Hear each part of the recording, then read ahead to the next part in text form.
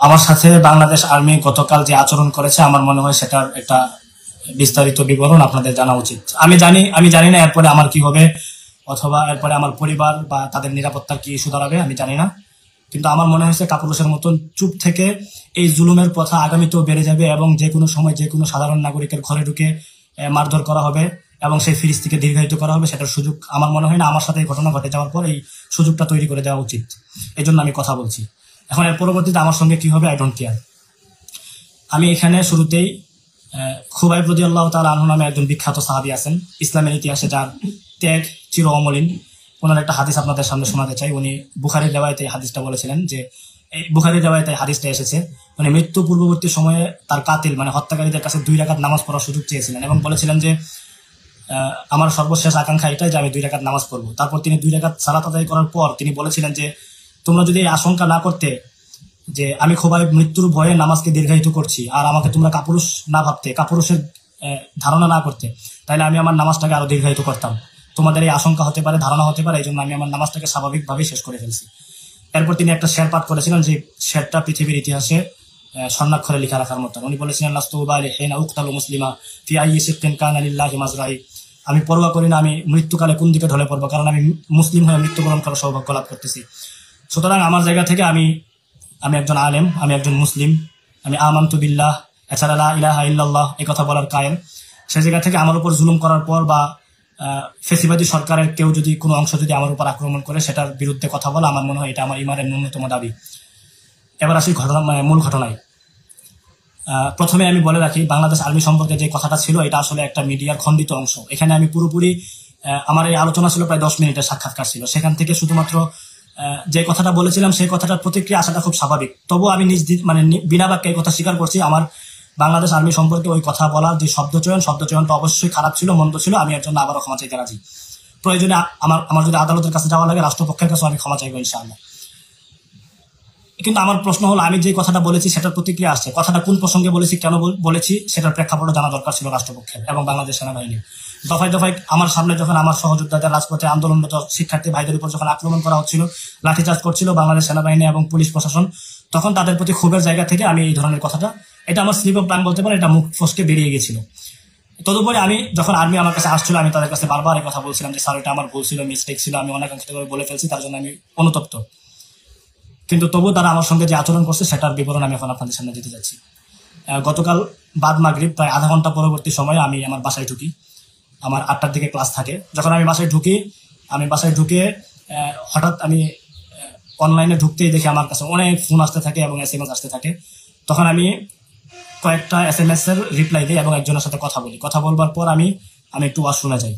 আমি যখন ওয়াশরুমে গেছি, ওয়াশরুমে যাওয়ার প্রায় বোধহয় 1 থেকে 2 মিনিটের মধ্যেই আমার ফ্ল্যাটের যে রুমের যে দরজা, সেই দরজা তারা বাহির থেকে খুলে মুহূর্তে তারা ঢুকে পড়ে। প্রায় 10 থেকে 12 জন আর্মি আমার রুমে কোনো ধরনের পারমিশন বা অনুমতি নেওয়া ছাড়াই তারা আচমকে আমার রুমে ঢুকে পড়ে এবং ঢুকে পড়ে তারা আমার রুমে যত ধরনের তল্লাশি দরকার, ক্যামেরা আছে কিনা এবং আমার রুমের আলমারি থেকে শুরু করে খাট, সোফা সবকিছু তারা সবকিছু এলোমেলো করে ফেলে এবং সবকিছু তারা একদম স্বাভাবিক প্রক্রিয়ায় রাখে না। একদম সবকিছু আমরা যেটাকে বলি একদম সবকিছু স্বাভাবিক অবস্থা থেকে নস্যাৎ করে ফেলে। এমন একটা অবস্থা সিম ক্রিয়েট করার পর আমি তখন আমার ওয়াশরুমের লাইটটা তারা অফ করে দেয় এবং ওয়াশরুমের লাইটটা যখন অফ করে দেয় তখন আমি বুঝতে পারি যে কিছু একটা ঘটেছে। আমি তখন আমার এক শিক্ষার্থী ছিল আমার সাথে, আমার রুমে ঢুকেছিল। আমার শিক্ষার্থীর নাম ছিল নাইম। আমি তাকে বারবার ডাকতে থাকি নাইম বলে, নাইম কোনো সারা শব্দ আসে না। তখন আমি বুঝতে পারি যে যেই 2 দিন ধরে আমার যে আশঙ্কা আমি বোধ করতেছিলাম সেটা হয়তো আমি ফেস করতে চলতেছি এখনই। তখন কিছুক্ষণ পর আমি ওয়াশরুমের দরজা খুলি। ওয়াশরুমের দরজা খুলতেই বাংলাদেশ সেনাবাহিনীদের একটা অংশ আমার পাঞ্জাবির কলারে ধরে ফেলে। কলারে ধরে আমাকে টেনে নিয়ে এসে আমাকে আমার ফ্ল্যাটের 2টা রুম, অপর পাশের যে রুমটা সেই রুমে নিয়ে যায় এবং সেখানে নিয়ে গিয়ে তারা আমাকে বেধড়ক পেটায় এবং তারা আমাকে ধরে মুখে থাপ্পড় এবং আমাকে উপর করে আত্মপক্ষের সমর্থন টাইপ যে একটা শোয়ানো আছে স্যারেন্ডার, সেই শোয়ানোতে অবস্থায় রেখে তারা আমাকে উপর করে শুইয়ে দিয়ে আমার বুট দিয়ে আমাকে পাড়ায়, আমাকে লাথি দেয়, আমাকে বসায় রেখে আমাকে একদম কিল খুশি যেভাবে পারে তারা আমাকে বেধড়ক পেটানো শুরু করে এবং আমাকে উপর করে শুইয়ে দিয়ে তারা আমার নিতম্বে পর্যন্ত একাধিকবার পেটায়। আমি তাদের আঘাতের কারণে চিৎকার করতে থাকি। তারা আমার মুখ চেপে ধরে এবং বলে যে কোনো ধরনের চিৎকার করবে না, চিৎকার করলে তোকে শেষ করে দিব। এবং আমাকে প্রথমে নিয়ে বসিয়ে বলে তুই সেনাবাহিনী সম্পর্কে কি বলছিলি, কথাটা আবার বল। আমি বলি স্যার ওইটা আমার মিস্টেক ছিল, আমি রাগে খুবই নিজেকে নিয়ন্ত্রণ করতে পারিনি, কথাটা বলে ফেলেছি এবং মিডিয়া সেটা কাটসাট করেছে। আমি এর জন্য অনুতপ্ত, আমি লজ্জিত, আমি এর জন্য ক্ষমা চাইতে রাজি, মুসলেখা দিতে রাজি। তবু আমাকে বারবার বলে তুই কি বলছো সেটা খালি আরেকবার বল, এই কথা বলেই তারা আমাকে মারতে থাকে। এমনকি কয়েক দফায় আমাকে পেটানোর পর তারা আমাকে বসায়, যখন বসায় তখন অফিসার যে স্যার আসে মানে আসেন আর কি, উনি ওনার মুখটা বাঁধা ছিল, উনি তখন আমাকে আমার চুলে বারবার টেনে ধরে কয়েকবার আমাকে মুখে থাপ্পড় দেয়। মানে উনি যতবার আমাকে মুখে থাপ্পড় দিতেছিলেন আমার রাসূল সাল্লাল্লাহু আলাইহি ওয়াসাল্লামের একটা হাদিসের কথা মনে পড়তেছিল, যে হাদিসে আল্লাহ রাসূল বলছেন তোমরা যখন কাউকে শাস্তি দিবা তখন তোমরা কোনো ব্যক্তির মুখে আঘাত করিও না। মুহাদ্দিসিনগণ এই হাদিসের ব্যাখ্যায় বলছেন এই জন্য আল্লাহ রাসূল হাদিসে মুখে আঘাত করতে নিষেধ করেছেন, যে আল্লাহ তাআলা প্রতিটা মানুষের মুখটাকে অনেক সুন্দর করে সৃষ্টি করেছেন। তারা আমার চুল ধরে বারবার টেনে আমাকে জোরে জোরে সজোরে আমার মুখে আঘাত করতেছিল। এবং অফিসার যে স্যার আমাকে বারবার চুলটা ঠিক করে দিতেছিল, তখন পাশ থেকে আরো দুই একজন আর্মি সদস্য বলতেছিল স্যার আপনি কেন তার চুল ঠিক করে দেন, ওরে তো আমরা আজকে একদম শেষ করে ফেলবো। এই কথা বলে তারপর আরো দুইজন তিনজন এসে আমাকে আবার চুল ধরে টেনে মানে চুল ছিঁড়ে ফেলবে এরকম অবস্থা, সজোরে টান দিয়ে আমাকে মুখে বারবার আঘাত করে থাপ্পড় দেয়। আমি এইভাবে আমার মুখ ফিরাতে চাই, এইভাবে আমি আমাকে ডিফেন্স করতে চাই, কিন্তু তখন বলে হাত দিবি তোর হাত একদম শেষ করে দিব। আমি যখন চিৎকার দিতে চাই আমাকে বলে চিৎকার দিবি তো তোর একদম মেরে ফেলবো তুই। এমনকি এক পর্যায়ে বলে আজকে স্যার আসছে দেখেও তুই শুধু বেঁচে গেলি, তোর যে আজকে আমরা কি করতাম। তারপর তারা আমাকে আবার উপর করে শোয়ায়, উপর করে তারা আমাকে শোয়ানোর পর তারা সেনাবাহিনীর কাছে যে লাঠি থাকে, তারা একদম সিভিল কাছে তারা আসেনি, তারা পুরো দমে আর্মি যেভাবে থাকে বন্দুক লাঠি সবকিছু নিয়ে আসে তারা। এবং তারা আমাকে উপর করে শুয়ে দিয়ে তারা আমার নিতম্বে এবং আমার পায়ের পাতায় সজোরে আঘাত করতে থাকে। আমি তাদের কাছে কত জোর করে আমি মিনতি করতে থাকি, আমি বলি স্যার আমার বয়সে আপনাদের ছেলে আছে অথবা আপনাদের মেয়ে আছে আপনাদের সন্তান আছে স্যার, তাদের মুখের দিকে একবার তাকান, আমি আল্লাহর হস্তে মাফ চাইতেছি, আমার আপনারা মাফ করে দেন। আমি বহুভাবে তাদের কাছে আকতি করি, আমি শুধু আকতি করি কারণ আমার কাছে কোনো উপায় ছিল না।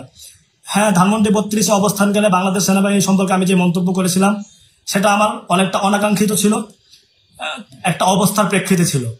কিন্তু আমি যতবারই তাদের কাছে এইভাবে আমি আমার অপরাধটাকে স্বীকার করতেছিলাম এবং মাফ চাইতেছিলাম, তারা আমাকে কোনোভাবে মাফ করতে রাজি ছিল না, তারা আমার উপর আঘাত করতেছিল। এবং তারা আমার রুমে যখন ঢুকে তল্লাশি চালাতে শুরু করে তখন তারা আমার ভাইকে ফোন দেয়, তারা আমার ভাইকে ফোন দিয়ে আমার ভাইকে পর্যন্ত গালিগালাজ করে এবং আমার বাবাকে তুলে পর্যন্ত তারা গালিগালাজ করে। এমনও কথা বলে যে তোর বাবা কি পরিমাণ জানোয়ার, আমার ভাইকে ফোন দিয়ে বলে যে মানে আমার কথা বলে আমার মতন নাকি একটা হারামজাদা জন্ম দিচ্ছে, যে হারামজাদা বাংলাদেশ আর্মি সম্পর্কে বাজে মন্তব্য করে। আমার বাবাকে জানোয়ার বলা, আমাকে আমার মতন লোককে যে আমাকে নাকি হারামজাদা জন্ম দিচ্ছে এই ধরনের কথা বলা। বাংলাদেশ আর্মি সম্পর্কে যে কথাটা আমি বলেছি সেটা অবশ্যই আমার অপরাধ, আমি এখনো স্বীকার করতেছি এই কথাটা অনাকাঙ্ক্ষিত ছিল, আমি সেটা বলতে চাই নাই। শব্দ চয়নটা অবশ্যই অশ্লীল ছিল, গর্হিত ছিল, কিন্তু কোন প্রেক্ষিতে বলেছিলাম আমি কিসের কারণে বলেছিলাম সেই কথাটা টেনে আনাটা অবশ্যই প্রাসঙ্গিক বলে আমি মনে করি। আমি রাষ্ট্রপক্ষকেও বলবো যদি আমাকে একজন আদালত পর্যন্ত যেতে হয়, কোর্টে চালান দেওয়া হয়, আমি তবু বলবো যে এই প্রেক্ষাপট এবং কোন কারণে বলা হয়েছিল সেই অবস্থাটা যেন অবশ্যই বিবেচনা করা হয়। তবু যদি আমার এই গালি দেওয়াটাকে অপরাধ বলা হয়, সে মানে সেটার জের ধরে আমাকে যখন পেটাচ্ছিল আমাকেও গালিগালাজ করতেছিল, আমার ভাইকে ফোন দিয়ে গালিগালাজ করা, আমার বাবাকে গালিগালাজ করা। আমি যখন আর্মিকে গালিগালাজ করি তখন সেটা অপরাধ, আর্মি যখন আমাকে গালিগালাজ করে, আমার ভাইদেরকে গালিগালাজ করে, আমার পরিবার নিয়ে বাজে মন্তব্য করে, আমার বাবাকে গালিগালাজ করে, তখন কি তাদের জন্য সেটা অপরাধ হয় না? অপরাধ তো হয় নিশ্চয়ই। তদুপরি আমি গতকাল এই ঘটনার পর আমি গতকাল ক্ষমা চেয়ে একটা পোস্ট করেছিলাম। অনেকের প্রশ্ন আমি এটা নিয়ে আসলে কেন পোস্ট করেছি। আমার কাছ থেকে তারা আসার পর, তারা আমাকে মারধর করার পর তারা আমার কাছ থেকে জোরপূর্বক লিখিত মুচলেখা নেয় এবং লিখিত মুচলেখা নেওয়ার পর তারা এটার যে মুচলেখা লিখিত নিয়েছে সেটার ভিডিও তারা তাদের ক্যামেরায় আমার কাছ থেকে আমাকে বলে, আমি বলতে আমি সেটা স্ক্রিপ্টেড আমি সেটা বলি এবং তারা সেটা রেকর্ড করে। এবং তারা এটাও বলে যে বাংলাদেশ আর্মি তোর সাথে তোমার সাথে কোনো খারাপ আচরণ করেছে। আমাকে তখন বলতে বলা হয় যে না, আমি তখন না বলি। বাংলাদেশ আর্মি আমার সাথে সদয় আচরণ করেছে, কোনো ধরনের খারাপ আচরণ করেনি, আমি স্বেচ্ছায় মুচলেখা দিয়েছি, এই ধরনের স্ক্রিপ্টের কথাও তারা আমার কাছ থেকে নিয়ে যায়। এবং সেটার কারণে আমাকে এটাও বলা হয় 11টার আগে যেন আমি মাফ চাই, প্রকাশ্যে যেন ফেসবুকে মাফ চেয়ে একটা পোস্ট করি। এবং আমি মূলত সেই কারণে বাধ্য হয়ে ফেসবুকে আমি পোস্ট করেছিলাম। আমাকে এটাও বলা হয়েছিল যে বাংলাদেশ আর্মি সম্পর্কে যে জায়গায় ঠিক মন্তব্যটা তুই করেছিস ঠিক সেই জায়গায় মানে ধানমন্ডি 32-এর সামনে গিয়ে তুই মাফ চাইবি, তোর ওখানে গিয়ে পাবলিকলি মাফ চাইতে হবে। আমি তখন সেটাও বলেছিলাম যে প্রয়োজন আমি সেটাও করব।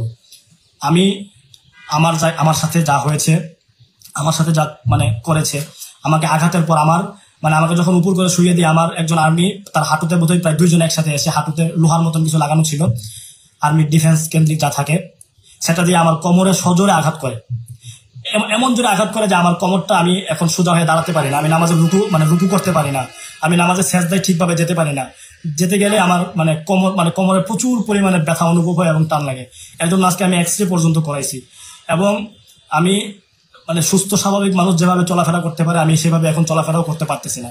গত 24 ঘন্টা পর্যন্ত আমি এই ব্যথা নিয়ে সহ্য করতেছি। আমি একটা ল্যাংড়া মানুষ যেভাবে হাঁটে আমার ঠিক সেভাবে হাঁটতে হয়, অনেক সময় আমার কোমরে ধরে ধরে হাঁটা লাগে।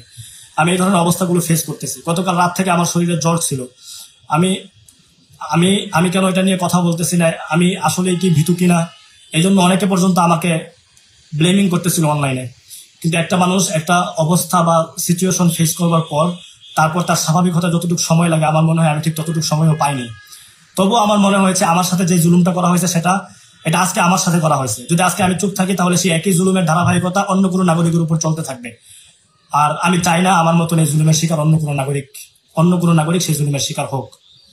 এবং আজকের পর আমার এবং আমার পরিবারের অবশ্যই আমার যে ধারণা, তারা বাংলাদেশ সেনাবাহিনী আমাকে বলেছিল যে আমরা আসছি মানে তোর বাসা চিনে গেছি, আমার ফোন নাম্বার নিয়ে গেছে, আমার ভোটার আইডি কার্ড নিয়ে গেছি, তারা ভোটার আইডি কার্ডের ফটোকপি তারা ফোনে ছবি তুলে নিয়ে গেছে, এক কপি অনলাইন থেকে যে আমার হোয়াটসঅ্যাপে ছিল সেখান থেকেও তারা এক কপি নিয়ে গেছে, আমার ড্রাইভিং লাইসেন্স নিয়ে গেছে, গাড়ির কাগজ নিয়ে গেছে। এবং তারা আমাকে এটাও বলেছে সামনে তুই কোনো কথাই বলতে পারবে না, তুই তোর আইডি সবকিছু ডিএক্টিভ করে দিয়ে একদম চলে যাবি, তুই যদি কোনো ভালো কথাও বলো সেটার জন্য আমরা তোকে জেরা করবো, তোকে আমরা ধরপাকড় করবো, এবং তোর সঙ্গে আমরা কোনো ধরনের মারধর করছি আর কোনো ধরনের জুলুম করছি এই ধরনের কথা যদি তুই কোনোদিনও বলস তাহলে তোর বাসা আমরা চিনে গেলাম, তোর ফোন নাম্বার আমাদের কাছে সবকিছু আছে, তোরে আমরা খুব ভালো করে পেয়ে গেলাম, তোরা এখন থেকে আমরা নজরদারিতে রাখবো।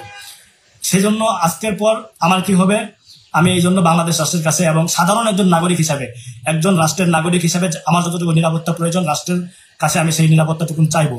এবং আমার সঙ্গে যে কাজটা করা হয়েছে, আমার কাছ থেকে মুচলেখা নিতে পারতো, আমি সেই মুচলেখা দিতে প্রস্তুত ছিলাম, আমি ক্ষমা চাইতেও রাজি ছিলাম, ক্ষমা চেয়েছি, এখনো বলছি যদি আমার আদালতের কাছে গিয়ে ক্ষমা চাইতে আমি সেটার জন্য ক্ষমা চাইবো। কিন্তু সেটার জের ধরে আমাকে মারধর করা, আমার মা তুলে গালিগালাজ করা, আমার পরিবারের প্রতিটা সদস্যদেরকে এর জন্য ব্লেমিং করা, তাদেরকে চাপের উপর রাখা, মানে আমার মনে হয় এটা সাধারণ একজন নাগরিক হিসেবে আমি স্বাভাবিক থাকতে পারছি না, আমার এর থেকে পরিত্রাণ দরকার। এবং আমি আইনগতভাবে আমার যতটুকু যাওয়া যেতে পারে আমি ততটুকু যাবো। আমার সাথে কে থাকবে, কয়জন আমার পক্ষে অবস্থান নেবে এবং আমার হয়ে কথা বলবে আমি জানি না, কিন্তু আমি ফি সাবিলিল্লাহ আমি জালিমদের জুলুমের বিরুদ্ধে কথা বলবই। জুলাই বিপ্লবে আমাদের ব্যক্তিগতভাবে আমার বা মাদ্রাসা তরুণদের অবশ্যই অনেক বেশি অবদান ছিল। আমি অবশ্যই বলে আমি কখনোই কোনোদিন এক মুহূর্তের জন্য জুলাই কেন্দ্রিক আমি কোনো ক্রেডিটবাজি করিনি, এখনো করতে চাই না, কিন্তু আমি রাজপথে ছিলাম।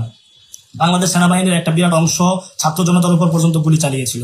একই সাথে বাংলাদেশ সেনাবাহিনীর একটা বিরাট অংশ, আমরা জিয়াউল হাসানের কথাও যদি বলি, 1030 জনের মতন মানুষদেরকে সে তার বন্দুক দিয়ে সে গুলি করে হত্যা করেছে। বাংলাদেশ সেনাবাহিনীর একটা বিরাট অংশের অপরাধ আছে, ক্রাইম আছে, সেই জায়গায় আমাদের নাগরিক হিসাবে কথা বলাটা আমার মনে হয় না খুব বেশি অন্যায়। শব্দ চয়নের জায়গায় যে অপরাধটা আমি করেছি সেটা আমি এখনো বলতেছি, আমি সেটা মানতে রাজি। আমার এই কথা ছিল, আমার এই জুলুমের বিরুদ্ধে আওয়াজ তোলার দরকার ছিল, আমি মনে করেছি, আমি কথা বলেছি। এরপর কি হবে সেটা তাওয়াক্কাল তো আলাল্লাহ, আমি আল্লাহর উপর ভরসা করেছি। আসসালামু আলাইকুম ওয়া রাহমাতুল্লাহি ওয়া বারাকাতুহু।